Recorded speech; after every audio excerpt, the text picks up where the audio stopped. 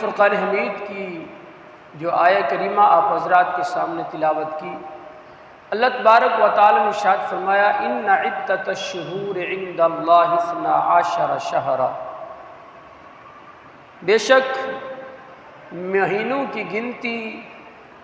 اللہ تبارک و تعالی کے نزدیک 12 شہرا 12 ہے، فی کتاب اللہ کی کتاب میں، یعنی قرآن مجید فرقان حمید میں جو مہینوں کی جو گنتی ہے، تعداد ہے، وہ 12 ہے۔ 12 مہینے اللہ تبارک و تعالی نے ہی بنائے ہیں، اور بعض ایام ایسے ہیں کہ جن کو دوسرے ایام پر فضیلت حاصل ہے، اسی طرح کچھ مہینے ایسے ہیں کہ جن کو دوسرے مہینوں پر فضیلت حاصل ہے۔ لیکن یہ بات یاد رکھیے گا، ان 12 مہینوں میں سے کوئی مہینہ ایسا نہیں ہے کہ جس کو ہم کہیں کہ یہ معاذ اللہ منحوس مہینہ ہے، یا یہ ہمارے اعتبار سے صحیح نہیں ہے۔ تو یاد رکھیے گا، جب سب مہینوں کو اللہ نے بنایا ہے تو اب اس طرح کے عقائد و نظریات رکھنا درست نہیں ہوگا۔ جب ہم ماہ صفر المظفر کو دیکھتے ہیں تو بہت سارے لوگ ماہ صفر المظفر کے حوالے سے انہوں نے اپنے عقائد و نظریات غلط بنائے ہوئے ہیں، طرح طرح کی باتیں کرتے ہیں۔ کبھی کہتے ہیں جی یہ مہینہ بڑی نحوست والا، کبھی کہتے ہیں جی اس میں بلائیں اترتی ہیں، کبھی کہتے ہیں جی یہ تکلیفوں کا مہینہ، کبھی کہتے ہیں یہ مصیبتوں کا مہینہ، پتہ نہیں کیا کیا وہ باتیں کرتے چلے جاتی ہیں۔ اور پھر ان کے اس ماہ مبارکہ کے پہلے جو 13 دن ہیں، ان کو 13 تیزی کے نام سے یاد کر کے پتہ نہیں کیا کیا عقائد و نظریات اور کیا کیا من گھڑت باتیں جو ہے وہ کرتے رہتے ہیں۔ تو یاد رکھیے گا، اللہ تبارک و تعالی نے کریم آقا علیہ الصلوۃ والسلام سے فرمایا، میرے کریم آقا علیہ الصلوۃ والسلام نے جب اعلان فرمایا، سرکار نے فرمایا اے بنی آدم، اللہ تبارک و تعالی فرماتا ہے کہ ابن آدم مجھے گالی دیتا ہے، ابن آدم مجھے گالی دیتا ہے۔ تو جب سرکار کی بارگاہ میں عرض کی گئی یا رسول اللہ پاک کو کون گالی دیتا ہے اور کس طرح گالی دیتا ہے؟ تو کریم آقا علیہ السلام نے فرمایا کہ ابن آدم زمانے کو برا بھلا کہتا ہے، اور زمانے میں اثر ڈالنے والی ذات میری ذات ہے، زمانے کو بنانے والی ذات میری ذات ہے، زمانے میں مؤثر ذات میری ذات ہے، میں نے زمانے کو بنایا۔ جب کوئی بندہ زمانے کو برا بھلا کہتا ہے تو معاذ اللہ وہ اللہ کو برا بھلا کہہ رہا ہوتا ہے۔ یعنی ہم کتنی جہالت کی طرف جو ہے وہ گر چکے ہیں کہ ہمیں اس بات کا اندازہ ہی نہیں ہے کہ ہم جو بات کر رہے ہیں شریعت مطہرہ کی روح سے اس کی کیا حیثیت ہے اور کیا نہیں ہے۔ ماہ صفر المظفر، اس کا ویسے لغوی معنی جو ہے وہ خالی ہونے کے بھی آتا ہے۔ اس ماہ مبارکہ میں اہل عرب اپنے اناج وغیرہ کی تلاش کے لیے اپنے گھروں سے باہر تشریف لے جاتے تو بسا اوقات شہر مکہ خالی ہو جاتا تھا۔ اس وجہ سے اس ماہ کو ماہ صفر المظفر کہا جاتا ہے۔ اور اسی طرح اس ماہ مبارکہ کے حوالے سے یہ بھی فرمایا گیا کہ اہل عرب اس ماہ مبارکہ میں باہر کے سفر کیا کرتے تھے۔ جب وہ سفر کے لیے نکلتے تھے تو پیچھے شہر مکہ وغیرہ عموماً خالی ہو جاتا تھا، تو جس کی وجہ سے جو ہے وہ اس کو جو ہے سفر کا نام دیا گیا۔ اور اس کے علاوہ جو حرمت والے مہینے ہیں، جیسے 3 مہینے ماہ ذوالقعدہ، ذوالحجہ اور محرم الحرام، اور ایک رجب المرجب، یہ 4 مہینے ایسے ہیں جو حرمت والے مہینے ہیں۔ ان حرمت والے مہینوں میں اہل عرب ان کا احترام کرتے تھے اور ان میں جنگ و جدال وغیرہ سب کچھ روک دیتے تھے۔ تو اب جب ماہ محرم الحرام ختم ہوتا تو مسلسل 3 مہینے گزر چکے ہوتے، تو جو ڈکیتی مارنے والے لوگ ہوتے، جو چوریاں کرنے والے ہوتے، جو لوگوں کو لوٹنے والے لوگ ہوتے تھے، تو وہ اس سفر المظفر کا مہینہ جیسے ہی آتا تھا، کیونکہ 3 مہینے کا وقفہ گزر چکا ہوتا تھا، تو اس وجہ سے وہ لوٹ مار کرتے تھے، اور جب لوٹ مار کرتے تھے تو لوگوں کے گھر خالی کر دیتے تھے، تو اس وجہ سے بھی اس کو سفر کہا جاتا ہے۔ تو اس کی اور بھی مختلف وجوہات ہیں اس کو سفر کہنے کی۔ تو عزیزان محترم، حقیقت یہ ہے کہ رب تبارک و تعالی نے جب خود فرما دیا کہ یہ زمانہ میں نے بنایا ہے، اس میں کوئی برا نہیں ہے، کوئی منحوس نہیں ہے، کوئی مصیبتوں والا نہیں ہے، کوئی تکلیفوں والا نہیں ہے، تکلیفیں مصیبتیں ہمیں کہاں پہنچتی ہیں، کب پہنچتی ہیں، اس کا ذکر بھی رب تبارک و تعالی نے قرآن میں فرما دیا ہے۔ میرے کریم آقا علیہ الصلوۃ والسلام نے ارشاد فرمایا سفر کے حوالے سے، حضرت ابو ہریرہ رضی اللہ تعالی سے روایت ہے، فرماتے ہیں قال رسول اللہ صلی اللہ تعالی علیہ وسلم، رسول اللہ صلی اللہ تعالی علیہ وسلم نے ارشاد فرمایا لا عدوى ولا طیرہ ولا ہامۃ ولا سفرا۔ کریم آقا علیہ السلام نے فرمایا کوئی بیماری متعدی نہیں ہوتی، کوئی بیماری متعدی نہیں ہوتی، یعنی ایک کی بیماری دوسرے کو نہیں لگتی، ایک کی بیماری دوسرے کو نہیں لگتی، کوئی بیماری متعدی ہی نہیں ہوتی، ایک سے ہو کر دوسرے کو، دوسرے سے تیسرے کو، ایسا نہیں ہوتا۔ میرے کریم آقا علیہ السلام نے اس کے حوالے سے سختی سے منع فرمایا۔ اور اسی طرح سرکار نے فرمایا بد فعلی کوئی چیز نہیں۔ کچھ لوگ ایسے ہوتے تھے کہ وہ فال نکالتے تھے، جب فال نکالتے تھے تو ان کے سامنے اگر کوئی ایسی چیز آ جاتی تو اس فال کا وہ غلط مطلب لیتے تھے، برا مطلب لیتے تھے، بد فالی لیتے تھے۔ تو کریم آقا علیہ السلام نے ایک دن خود ارشاد فرمایا، سرکار نے فرمایا بد فالی کوئی چیز نہیں ہے، نیک فالی اللہ کی رحمتوں میں سے ہے۔ یعنی کوئی بھی ایسا معاملہ آ جائے، بسا اوقات ہم لوگ خواب دیکھتے ہیں یا اس طرح دیگر کوئی معاملات دیکھتے ہیں، تو جس طرح بھی گلی سے کوئی گزر رہا ہوتا ہے تو سامنے اگر کالی بلی آ جاتی ہے، وہ بس وہ کہتے ہیں لو جی میرے سامنے کالی بلی گزر چکی ہے، اب تو آج کا دن میرا خیر سے نہیں گزرے گا۔ یہ غلط فالی ہے، یہ غلط نظریہ ہے، ایسا کچھ نہیں ہوتا۔ بلی کے گزرنے سے کیا ہوتا ہے؟ بلی کے گزرنے سے کچھ بھی نہیں ہوتا، لیکن ہم نے یہ غلط نظریہ اپنے ذہن میں ڈال دیا ہے کہ کالی بلی سامنے سے گزر گئی تو اب میرا دن معاذ اللہ خراب ہو گیا۔ ایسا ہرگز نہیں ہے۔ تو سرکار نے فرمایا بد فالی بھی کوئی چیز نہیں ہے، اور سرکار نے فرمایا ولا ہاما، اور الو کا بولنا بھی کوئی چیز نہیں ہے۔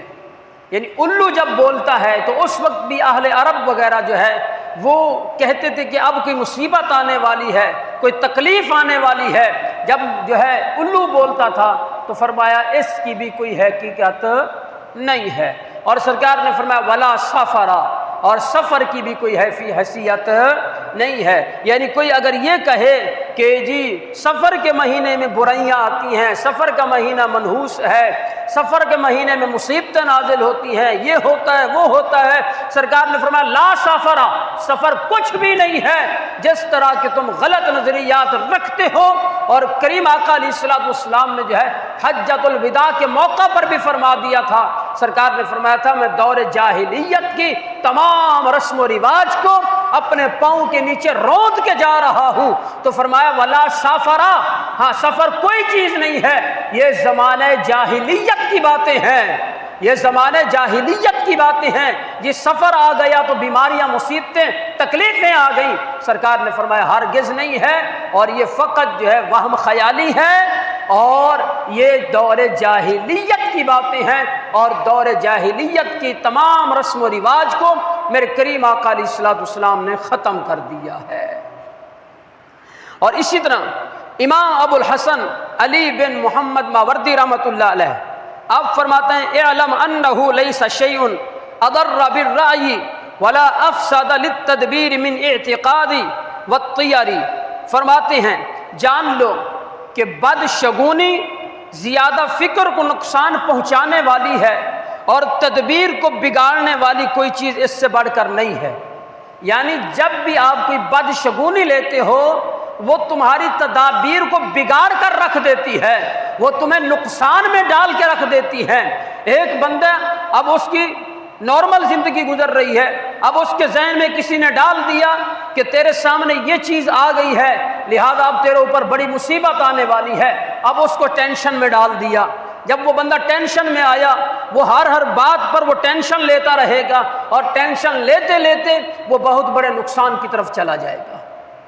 بہت بڑے نقصان کی طرف چلا جائے گا۔ تو اس لیے ان تمام چیزوں کی کوئی حقیقت وغیرہ نہیں ہے۔ اور کریم آقا علیہ السلام نے فرمایا الطیارۃ شرکن، الطیارۃ شرکن، الطیارۃ شرکن، سرکار نے 3 دفعہ فرمایا، اور فرمایا وما منا الا ولکن یذہبہ بالتوکل، فرمایا بدفعلی لینا شرک ہے،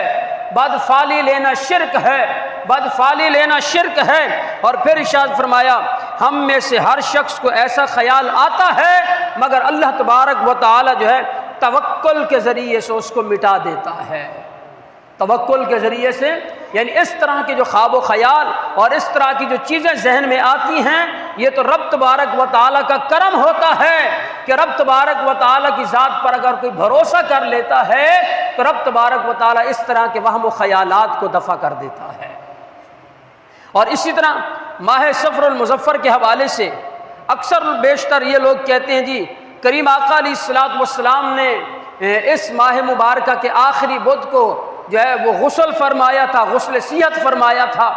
اب یہ بات کہہ کر جو ہے اکثر و بیشتر لوگ جو ہے وہ اپنے گھروں میں مختلف قسم کی نیاز کرتے ہیں اور مختلف چیزیں بانٹتے ہیں۔ وہ کہتے ہیں یہ خوشی کا مہینہ ہے، غسل کرتے ہیں اور یہ سارے معاملات کرتے ہیں، بھئی یہ خوشی کا دن ہے کہ سرکار نے شفا پائی اور سرکار نے غسل فرمایا، تو اس لیے حالانکہ اس کی کوئی حقیقت نہیں ہے۔ سید اعلیٰ حضرت علی رحمہ نے فتاوی رضویہ شریف کے اندر بھی اس بات کا رد فرمایا، اور دیگر ہمارے علماء و محدثین نے بھی اس بات کا رد فرمایا۔ علماء نے فرمایا اس کی کوئی حقیقت نہیں ہے۔ ان دنوں میں تو کریم آقا علیہ الصلوۃ والسلام کا مرض مبارک مزید بڑھ گیا تھا، جس کی وجہ سے پھر کریم آقا علیہ الصلوۃ والسلام کا وصال مبارک ہوا۔ تو یہ اپنی طرف سے اس طرح من گھڑت باتیں لا کر جو ہے وہ لوگوں کے دلوں میں جو ہے وہ اس طرح وسوسے ڈالنا۔ اور اسی طرح شیخ محقق شاہ عبد الحق محدث دہلوی رحمۃ اللہ علیہ آپ فرماتے ہیں کہ ماہ صفر کے مہینے کو بلاؤں، حادثوں اور آفتوں کے نازل ہونے کا مہینہ قرار دینا اور یہ عقیدہ رکھنا کہ اس میں بلائیں اترتی ہیں، اس میں مصیبتیں نازل ہوتی ہیں، آپ فرماتے ہیں باطل ہے، اس کی کوئی حقیقت نہیں ہے، باطل ہے، اس کی کوئی حقیقت نہیں۔ پھر لوگ کہتے ہیں جی اس مہینے میں شادی نہیں کرنی چاہیے، ہاں کسی کام کی ابتدا نہیں کرنی چاہیے، کوئی اچھا کاروبار شروع نہیں کرنا چاہیے، یہ نہیں کرنا چاہیے، وہ نہیں کرنا چاہیے، یہ مختلف باتیں جو ہے وہ کہتے ہیں۔ حالانکہ حقیقت کیوں جی کہتے ہیں اس میں مصیبتیں پہنچتی ہیں، حالانکہ اللہ تبارک و تعالیٰ نے قرآن مجید فرقان حمید میں ارشاد فرمایا وما اصابکم من مصیبت فبما کسبت ایدیکم ویعفو عن کثیر۔ رب تبارک و تعالیٰ نے فرمایا کہ جو تمہیں مصیبت پہنچتی ہے نا وہ تمہارے اعمال کے سبب سے پہنچتی ہے، ہاں جو تم اپنے ہاتھوں کے کیے ہوئے تمہارے اعمال ہوتے ہیں ان اعمال کی وجہ سے تمہیں مصیبتیں پہنچتی ہیں۔ وما اصابکم من مصیبت فبما کسبت ایدیکم، ہاں آگے فرمایا ویعفو عن کثیر، یہ تو رب کا شکر ادا کرو کہ جب تم کسی بھی گناہ کے معاملے میں، کسی بھی نافرمانی کے معاملے میں قدم اٹھاتے ہو تو اللہ تبارک و تعالیٰ تو تمہیں گویا کہ ہلاک کر کے رکھ دے، یہ تو اس کی کرم نوازی ہے۔ وَيَعْفُو عَنْ کثیر، بہت ساری چیزیں وہ تمہیں معاف کر دیتا ہے،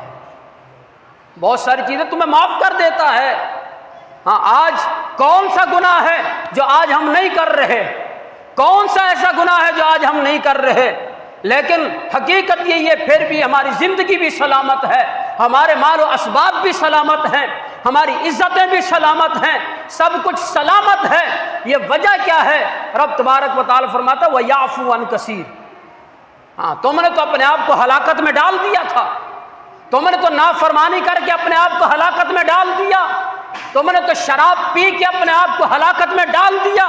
تم نے تو زنا کر کے اپنے آپ کو ہلاکت میں ڈال دیا، تم نے نماز کو ترک کر کے اپنے آپ کو ہلاکت میں ڈال دیا،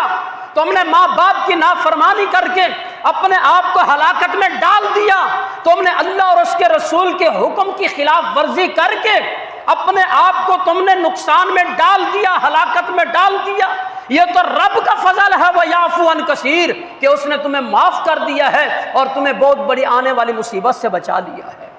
اور تم کہتے ہو جی وہ سفر کے مہینے میں مصیبتیں آ گئی، الٹا رب تبارک و تعالیٰ کے بنائے ہوئے دنوں کے بارے میں، بنائے ہوئے زمانے کے بارے میں غلط خیال کر کے بیٹھے ہو۔ حقیقت تو یہ ہے کہ جو کچھ تمہارے پاس جو معاملات اس طرح مصیبتیں پہنچتی ہیں وہ تمہارے اپنے اعمال کیا دھرتا ہے، سارا جو تم کرتے ہو اس کے سبب سے تم ہلاکت کا شکار ہوتے ہو۔ ہاں، اور تم اللہ اور اس کے رسول کی فرما برداری کرو، پھر دیکھو کہ مصیبتیں تمہارے قریب کیسے آتی ہیں۔ ہرگز نہیں آئیں گی جب اللہ اور اس کے رسول کے فرامین کے تحت جو ہے آپ یہ سارے معاملات کرو گے۔ اور اسی طرح اور کہتے ہیں جی اس ماہ مبارکہ میں شادی وغیرہ نہیں کرنی چاہیے، یہ نہیں کرنا چاہیے، وہ نہیں کرنا چاہیے۔ حضرت سیدی مولا علی شیر خدا رضی اللہ تعالیٰ عنہ کی شادی ایک روایت کے مطابق یہ ہے کہ کریم آقا علیہ السلام نے اپنی لخت جگر سیدہ طیبہ طاہرہ سیدہ فاطمہ الزہرا کا نکاح مولا علی سے صفر المظفر کے مہینے میں کیا۔ ہاں، اور صفر المظفر کے مہینے میں 7 ہجری میں مسلمانوں کو خیبر جو ہے وہ اسی صفر المظفر کے مہینے میں فتح نصیب ہوئی خیبر کی۔ اور اسی طرح جو ہے نا 8 ہجری میں حضرت سیدی خالد بن ولید رضی اللہ تعالیٰ عنہ، حضرت عمر بن عاص رضی اللہ تعالیٰ عنہ، حضرت عثمان بن طلحہ رضی اللہ تعالیٰ عنہ، یہ وہ شخصیات جو اسلام کی اعلیٰ شخصیات ہیں، انہوں نے دامن اسلام سے وابستگی کا اعلان کیا اسی ماہ صفر المظفر میں۔ اور اسی ماہ صفر المظفر میں جہاد کا جو حکم نازل ہوا وہ اسی ماہ مبارکہ میں حکم نازل ہوا کہ اے محبوب علیہ الصلوۃ والسلام، اب ہم آپ کو اجازت دیتے ہیں کہ آپ اللہ کے راستے میں جہاد کریں۔ اور اسی طرح میرے کریم آقا علیہ الصلوۃ والسلام نے خود حضرت ام المؤمنین سیدہ طیبہ طاہرہ حضرت صفیہ بنت حیی رضی اللہ تعالی عنہا سے جو سرکار نے نکاح فرمایا، صفر المظفر کے مہینے میں نکاح فرمایا سرکار علیہ الصلوۃ والسلام نے۔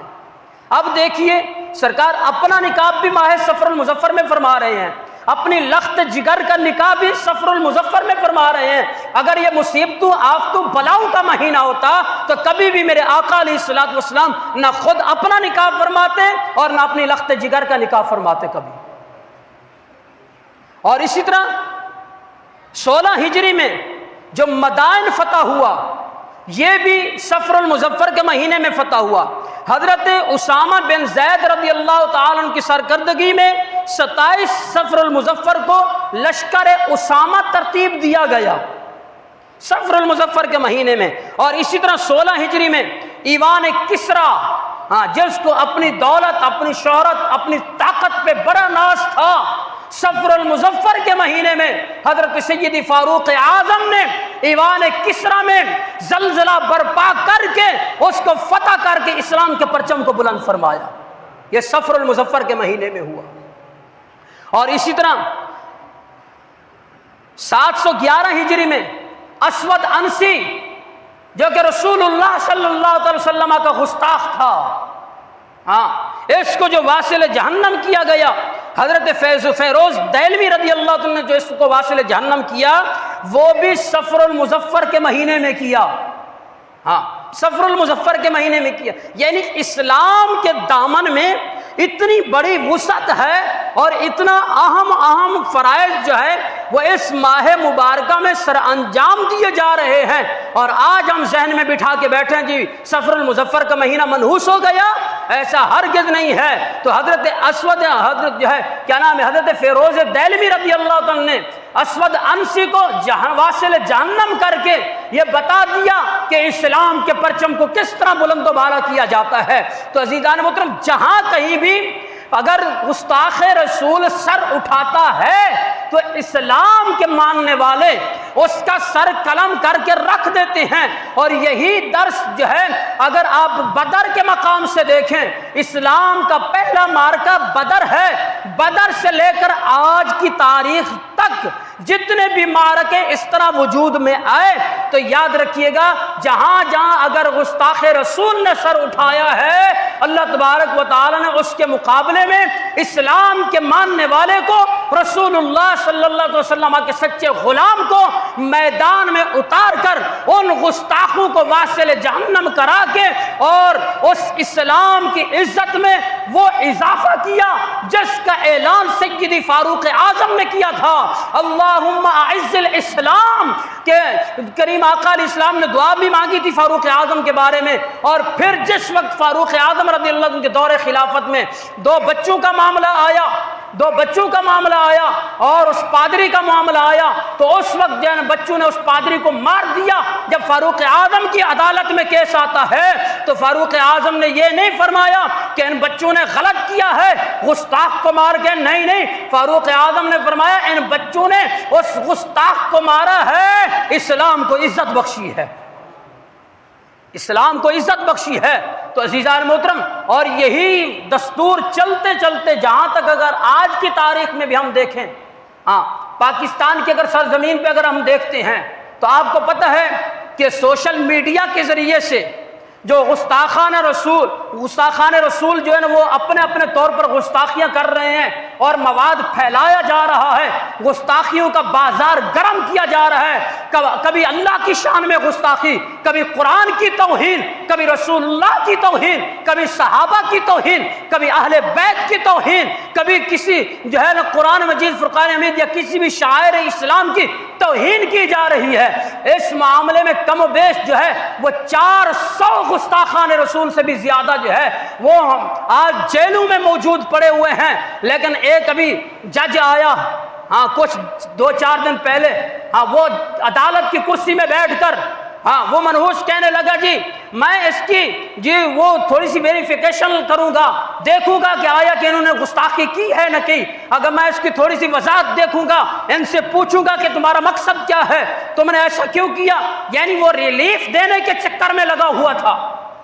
کہ کسی نہ کسی طریقے سے میں ان گستاخان رسول کو جو ہے وہ پتلی گلی سے نکالنے کی کوشش کروں اور ان کو بچا لوں تاکہ یہ محفوظ ہو جائیں، کیونکہ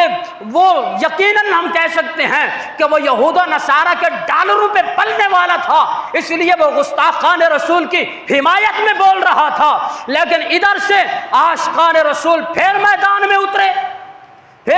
میں اترے اور عدالت میں جا کر جو ہے اس جج کے سامنے جا کر جو ہے عاشقان رسول نے اس کو للکارا اور اس کا پیغام دیا کہ سوچ لیں،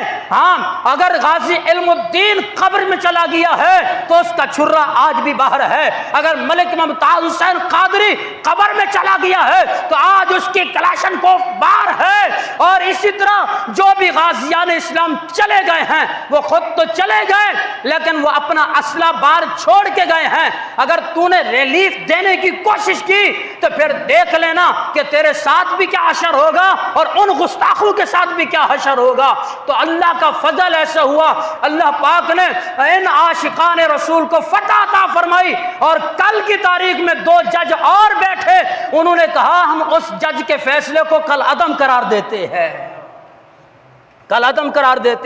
تو عزیزان محترم، یہ عاشقان رسول کی فتح ہے عظیم فتح ہے، اور یہ حقیقت ہے کہ جہاں جہاں بھی گستاخ رسول جس انداز سے سر اٹھائے گا انشاءاللہ اس کے سر کو کچلا جائے گا۔ اور کیوں؟ اس لیے کہ یہ اسلامی جمہوریہ پاکستان ہے، اور یہاں کے علماء بھی بیدار ہو چکے، یہاں کی عوام بھی بیدار ہو چکی۔ جو کچھ ہونا تھا وہ ہو گیا، لیکن اب انشاءاللہ ہم اللہ تبارک و تعالیٰ کے گستاخ کو بھی، رسول اللہ کے گستاخ کو بھی، صحابہ و اہل بیت کے گستاخ کو بھی انشاءاللہ زندہ نہیں چھوڑیں گے۔ جہاں کہیں بھی موقع ملا انشاءاللہ اس کو واصل جہنم کریں گے، اس لیے کہ جب تک عوام سو رہی تھی آج رسول اللہ صلی اللہ علیہ وسلم کے غلام جاگ چکے ہیں۔ رب تبارک و تعالی اسی طرح ہمیں رسول اللہ صلی اللہ علیہ وسلم کی عزت و ناموس کی خاطر، عقیدہ ختم نبوت کے تحفظ کی خاطر، دین اسلام کے ہر پہلو کی خاطر، اور اپنے نظریات و عقائد کی حفاظت کی خاطر اللہ تبارک و تعالی ہم سب کو قرآن و حدیث کے مطابق فیصلے کرنے، سمجھنے، سننے کی سعادت عطا فرمائے۔ آمین وآخر دعوانا الحمدللہ۔